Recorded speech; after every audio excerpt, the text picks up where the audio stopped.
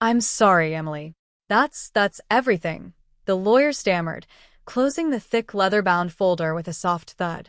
I looked around the mahogany-paneled room, lit too brightly for what felt like a funeral. My Aunt Karen smiled faintly, not at me, but at the hefty inheritance she now held like a trophy. My cousins, Cole and Lacey, were already on their phones, Googling the value of Grandma's lake house. Not a single item had my name on it. Not the tea set I used to polish every Sunday. Not the quilt she stitched with my name embroidered in the corner. Not even the old music box she said would be mine when I was 10. She must have forgotten, Uncle Dean said, not looking at me. Or changed her mind, Lacey added, tapping her nails on the armrest. I didn't say a word. Not when they started whispering. Not when they handed out keys like party favors. Not even when Aunt Karen patted my hand and said, "You'll land on your feet, sweetie." I just stood up and left. But deep in my pocket, I had something none of them did. A sealed envelope. In Grandma's handwriting. With my name on it. When I was 6 years old, I used to think Grandma's house was the whole world. Tucked between two towering oaks in a sleepy corner of Charleston, her pale yellow cottage smelled like cinnamon, roses, and something softer, like forgiveness. That house raised me more than anyone else ever did. My name is Emily Carter, and if there's one thing I've learned about family, it's that blood doesn't always mean loyalty. My mother, Melissa, had me when she was only 19. She was beautiful, reckless, and utterly uninterested in being a mom. I think part of her resented that her own mother, my Grandma Ruth, adored me in a way she never felt she was adored. When I was 2, my mother dropped me off at Grandma's for the weekend. She never really came back. I remember clinging to Ruth's apron the night Mom left. I didn't cry. I was too confused. But Grandma knelt beside me, wiped chocolate from my cheek, and said, "You're safe now, baby. I got you." And she meant it. She always meant it. Growing up, I saw the contrast between how Grandma treated me and how she treated her other children, Aunt Karen, Uncle Dean, and my mother when she occasionally came back into our lives. She loved them, sure. But with them, there was a weariness in her voice. A practiced patience. With me, there was only softness. They noticed it, too. Especially Aunt Karen. From the outside, Karen looked like the perfect Southern matriarch. Designer scarves, pearls for PTA meetings, and a phone full of charity committee contacts. But behind her Chardonnay smile was a coldness that only slipped when she thought no one was watching. She tolerated me because she had to. I was the stray dog Grandma brought home and refused to return. "You know, Emily," she told me on my 12th birthday, slicing cake without looking up, "you're lucky Mom took you in. Most folks wouldn't take on someone else's burden like that." I remember blinking at her, unsure what burden meant. But the sting stuck. It would keep sticking. School was my escape. I worked hard, got straight A's. Quiet kid, always polite. I didn't act out, didn't make waves. I just kept trying to deserve the love Grandma gave me. And when Grandma started getting sick, just little things at first, like forgetting her glasses or leaving the stove on, it was me who noticed. Not Karen. Not Dean. Not my mother, who showed up one night smelling like a mistake and left before sunrise. It was me. I skipped dances to take her to her doctor appointments. I read medical articles online. I organized her pills and paid her bills once I started working part-time at a local bookstore. I did all that while still in high school. And never once did I feel like it was a sacrifice. Because she was my person. One day, during her chemo treatments, I brought her favorite peppermint tea and a blanket. "You know," she whispered, her voice thin but warm, "I used to be afraid I'd never leave anything behind." I frowned. "You've left a legacy, Grandma.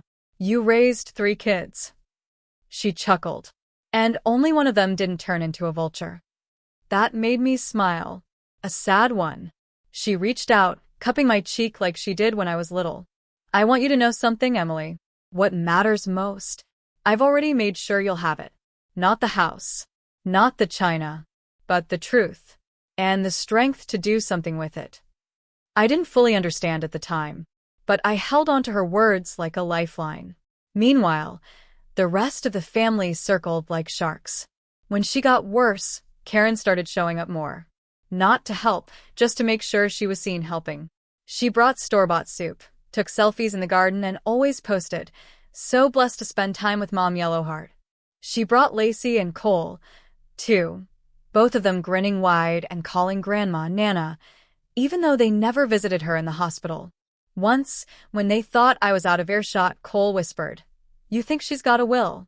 Bet the lake house alone's worth 6 figures." "Don't worry," Karen replied. "I've already talked to her lawyer. We'll make sure it's handled properly." I felt sick. But Grandma just smiled that knowing smile of hers when I asked if she was okay. "They don't even see me," she said, sipping her tea. "They just see what I leave behind." Still, I kept doing what I always did. I paid the bills, sat by her side through the pain, braided her thinning hair. And when she passed away one morning in her sleep, I was the one who found her. I didn't scream. I didn't call anyone right away. I just held her hand, whispered, "Thank you," and cried so quietly no one could hear me. 2 days later, I got a call from the family lawyer. "Mrs. Ruth Carter's last will and testament will be read at 10 a.m. Thursday," he said. "Your attendance is optional, but she did ask that you be present." I nodded slowly. That was the first time I really wondered if maybe, just maybe, she had left me something. And she had. But not the way I expected. The day after the will reading, I sat alone on the porch steps of Grandma's house, the same steps where she used to sip sweet tea and hum hymns under her breath. The wind moved softly through the trees, almost as if it was whispering her name. I hadn't spoken to anyone since walking out of that lawyer's office. Not a word. Not a text. Not even a glance at the family group chat where Karen had posted a cheerful selfie holding the deed to Grandma's beloved lake house. That place was never her favorite. She just knew its value by zip code. I was scrolling absently through photos of Grandma when my phone buzzed. "Karen, 2:11 p.m. "Hey, Emily. Hope you're doing okay. Sorry things felt awkward yesterday. We were all just a little emotional. Let's not make this weird, okay? Come by tomorrow. We're dividing up a few personal items. Thought you might want one of the flower brooches or something." I read it twice. Not her wedding ring. Not the letters she kept in her cedar chest. Not even the locket she wore every Sunday for 30 years. A brooch. As if I were a neighbor they barely knew, invited to pick at leftovers. I didn't reply. Later that evening, I got a call from Lacey. I almost didn't pick up. "Hey, she started casually. "Just wanted to check in. Listen, there's a lot of tension in the air, and I think it's best for everyone if you kind of step back for a while. Not forever, just until people are settled." "Settled?" I asked, my voice quieter than I meant. "Yeah, like emotionally. People are raw right now, you know?" I could hear voices behind her. Music. Laughter. A celebration. They were celebrating. "I took care of her," I said, barely holding back the shake in my voice. "For years. I bathed her, fed her, sat with her every single night. You people." She cut me off. "It's not about the past, Emily. This isn't personal. It's just about what's fair. You weren't technically her daughter." I felt something inside me tilt. Not break. Tilt. "Lacey," I said slowly, "if I show up tomorrow, would you answer the door?" A pause. She sighed. "Honestly, Emily, probably not." I didn't cry. Not then. I took a deep breath and set my phone face down on the table. Across the room, Grandma's old cat, Missy, curled into the window seat, completely unaware that the world had shifted under my feet. There was only one thing left that made sense: the envelope in my pocket. I walked to the nightstand drawer where I'd tucked it away, pulled it out, and stared at my name written in soft blue ink. Emily Grace, the way only Grandma ever wrote it. I opened it. Inside was a single sheet of paper in her delicate handwriting. "My sweet girl, if they're reading this to you, it means I've already seen what I needed to see. You were never meant to fight for scraps. That's why I didn't leave you any. Check the back of the cedar chest. The rest is yours. Love, always, Grandma." My hands trembled. I practically ran down the hallway to Grandma's bedroom, her scent still faint on the pillow. The cedar chest sat at the foot of the bed like it had for decades. I opened it, removed the top layer of quilts and photo albums, and saw nothing at first. Then I felt around the back panel. A click. And then a hidden compartment slid open. Inside was a small velvet pouch. And a key. And beneath that, a folder with the name of a trust printed across the front. My name. Not Karen's. Not Lacey's. Not Dean's.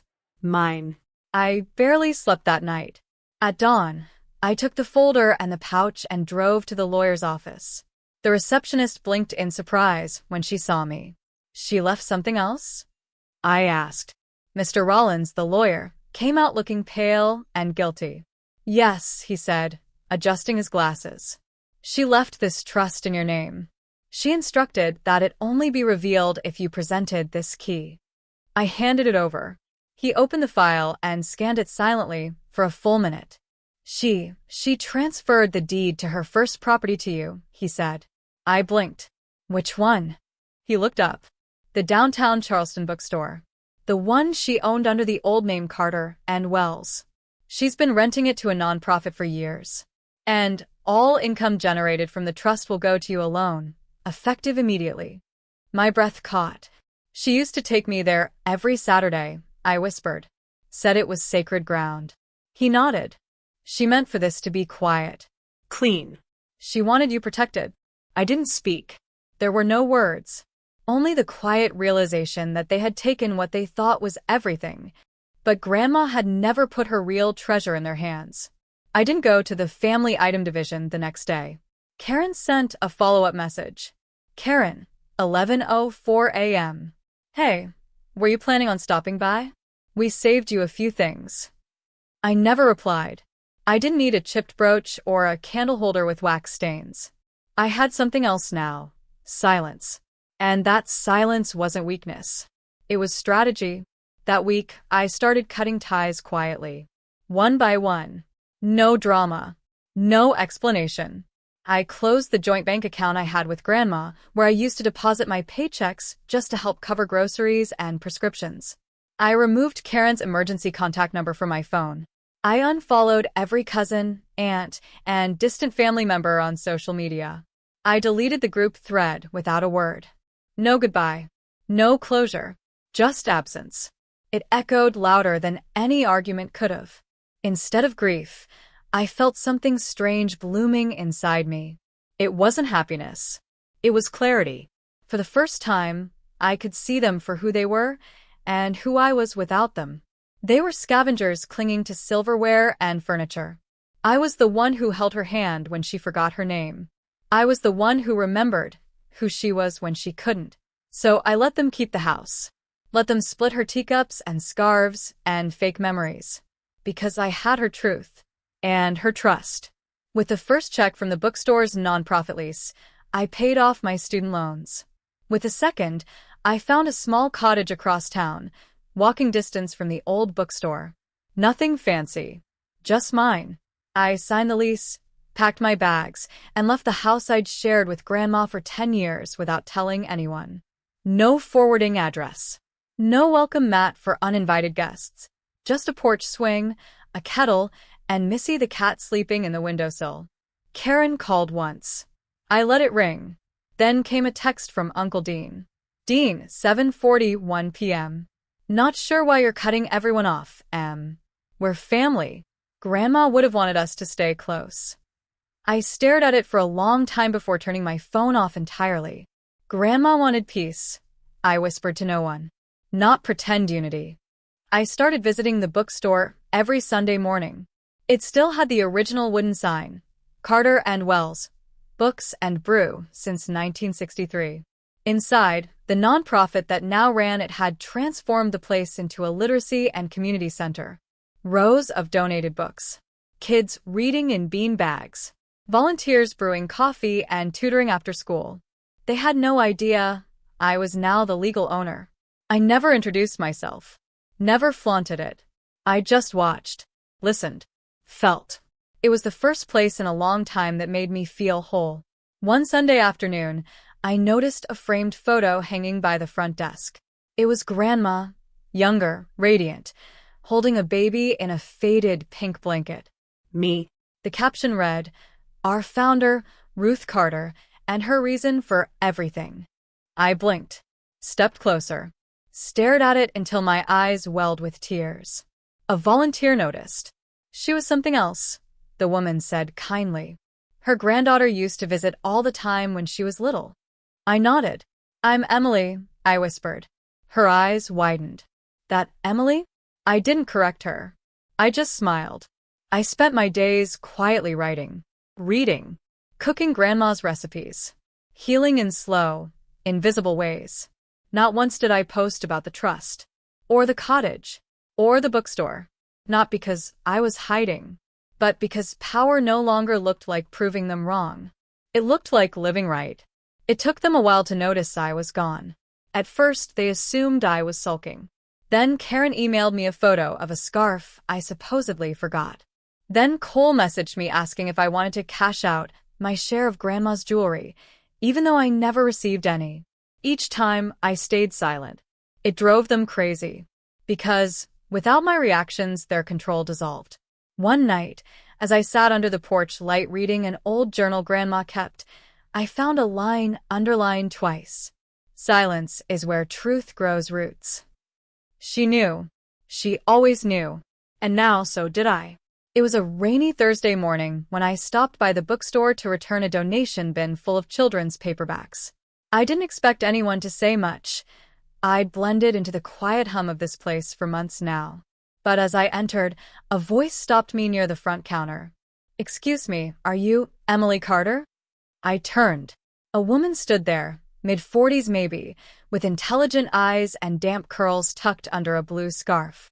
She wore a lanyard that read Southeastern Writers Conference and clutched a leather-bound notebook in her left hand. "Yes," I said cautiously. "Do I know you?" She smiled gently. No. "But I knew your grandmother, Ruth." My breath caught. She used to come to our community writing group. Quiet as a mouse at first, but her stories, they were unforgettable. She always said she only had one reason to keep writing you. She stepped closer. "I'm Dr. Rebecca Miles, by the way. I run the Charleston Women's Oral History Project. I've been trying to get in touch with you." Why? Her expression shifted from warm to solemn. "Because your grandmother left behind a collection of letters and recordings. Stories. Essays. All centered around you.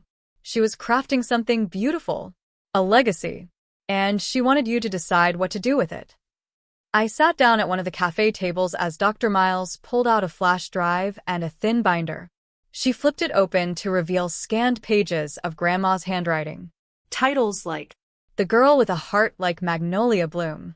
What they never saw in Emily. Why I gave it all away. My chest tightened. "She wrote these?" I whispered. Dr. Miles nodded. "Some were meant to be published.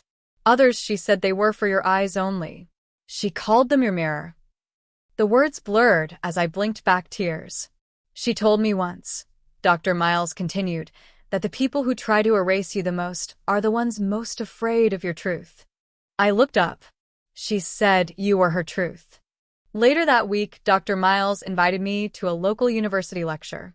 It was focused on matriarchal storytelling and community-based healing. I sat in the back. At one point during the Q&A, a student asked about anonymous acts of legacy. Dr. Miles smiled. "There's a woman here tonight who doesn't know it yet, but her story, her grandmother's story, is going to change the way we talk about family in the South."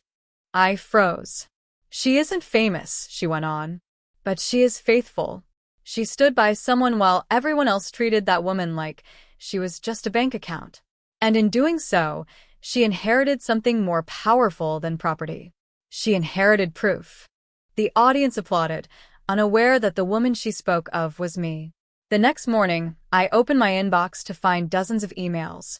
One from a small podcast called Daughters of Legacy. Another from a nonprofit wanting to do a feature on Grandma's Literacy Center. And one that stunned me. Subject: "We knew your grandmother. And we know what they tried to take from you." From Gail Carter, your aunt's sister-in-law. The message read, Emily, I've watched from the sidelines all my life. I never liked how your side of the family treated you.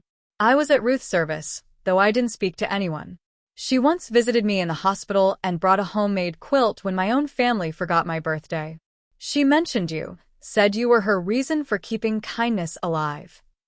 When I saw the way Karen's kids were bragging about the inheritance, something in me turned. They don't know what she really left behind. But I think you do. If you ever want to share your version, I'd like to help. I reread the message 3 times. The people who mattered saw the truth. The ones who counted the dollars were invisible now. That Sunday, as I walked past the garden behind the bookstore, a little girl sat cross-legged reading a donated copy of Charlotte's Web. She looked up at me and smiled. "Are you the lady who owns the books?" she asked. I paused, then nodded. "Kind of. Your grandma started this place, right?" I smiled. She did. "She must have really liked books," she said. I laughed. "She loved people more." The girl nodded solemnly, as if that made perfect sense. "She made people feel safe," she added. "That's what my mom said." I swallowed the lump rising in my throat. Mine too. That night, I walked into Grandma's old room and pulled open the cedar chest one more time. This time, not to grieve, but to gather. Inside were her journals, her knitting needles, her half-finished quilt squares. I spread them out on the bed, watching a life unfold in thread and ink. I wasn't invisible. I never had been. I was just hidden in the right hands. The room fell into a cold silence when I walked back into the living room. Same faces. Same smug expressions. Only this time, I wasn't the girl they could shove to the side. I was the sole owner of everything they thought they had won. Aunt Karen was the first to speak. "What is this, Emily?" she scoffed, crossing her arms. "You got your little envelope. Now leave the rest to the adults." I didn't flinch. "Actually, Aunt Karen, you might want to read this." I handed her a certified copy of the real will, the one the family attorney had just authenticated. The one Grandma had updated 6 months before she passed, naming me, and only me, as her heir. Not just to the house, not just to the savings, but to the family trust, the land, the jewelry, the vintage cars, everything. Karen's face drained of color. Her hand trembled as she read line after line. Lacey looked over her shoulder, her mouth falling open. Uncle Dean snatched the document from Karen's grip, his jaw clenched. This isn't valid," he insisted. "It is," I said calmly, handing him the notarized video Grandma had recorded. "Grandma wanted to make sure you all saw this." I pressed play. There she was, my Grandma Margaret, in her Sunday best, seated in her favorite rocking chair. "If you're watching this," she began, voice clear and fierce. Then my granddaughter Emily stood up for herself and for me. She looked directly into the camera. "You vultures circled me like I was already gone. You used my grief after George passed to manipulate and isolate me. But Emily? She was the only one who came to check on me without asking for anything." She paused, letting her words hang in the air. "She didn't ask for the lake house. She asked if I was eating. She didn't ask for my jewelry. She helped me braid my hair. She sat beside me. She loved me. She was my family." Then came the dagger. "To Karen, Dean, and the rest of you, I see through you. I see your greed, your entitlement. And I hope this is a lesson to you all. Blood doesn't make family. Love does." The video ended. No one spoke. Karen's lips were twitching, her eyes glossed with fury and disbelief. "I don't understand," she whispered. "You were always quiet. Always so soft." I stepped closer. Soft doesn't mean weak. And quiet doesn't mean invisible. Cole tried to argue something about legal recourse, but I shut it down quickly. My lawyer is already informed. Everything has been filed and secured. If any of you attempt to contest the will, you'll be met with a wall of Grandma's documentation and my attorney's firepower. Lacey's voice cracked. "But what about the house? The car? You can't possibly need all of it." I gave her a long, even look. No. "But I earned it. And you don't get to claim what was never yours." Then I walked to the door. My steps didn't echo with revenge. They echoed with peace. Goodbye, I said simply, and left them there, drowning in their entitlement and regret. It's been 11 months since that day. Since the storm in the living room. Since I walked away from the people who only saw me as a placeholder in Grandma's will, not her granddaughter. The house is mine now. But I didn't keep it the way they expected. I didn't sell it for quick cash or move into it to gloat. I restored it, not just the walls and the garden, but the energy inside. I reopened the kitchen window Grandma always kept cracked for the breeze. Her rocking chair sits in the corner again, just how she liked it, facing the sunrise. I turned the property into something bigger than all of us. A community retreat for girls like me. Girls who grew up being told they were too soft, too small, too invisible. Grandma always said, kindness is your weapon. You just have to sharpen it. Now I host mentorship weekends here. We cook, we journal, we heal. Her spirit is in every teacup we lift, in every book we place on the shelf, in every story we finally tell out loud. As for the rest of the family, they've kept their distance. After the will was made public and Grandma's video went viral, people saw them for what they were: greedy, entitled, hollow. Karen tried to sue. It didn't end well. Turns out, not even the best lawyer can fight truth signed in ink and sealed with love. Lacey reached out once. She said she missed the old days, when we played in the attic and giggled over secrets. I told her I missed that too. But trust, once shattered, isn't easy to rebuild. We're polite now, but distant. I prefer it that way. I've learned that love doesn't come with a last name, and that sometimes your real family isn't the one you're born into, but the one who sees you fully, even when the world looks away. Grandma saw me, and now, because of her, the world does too.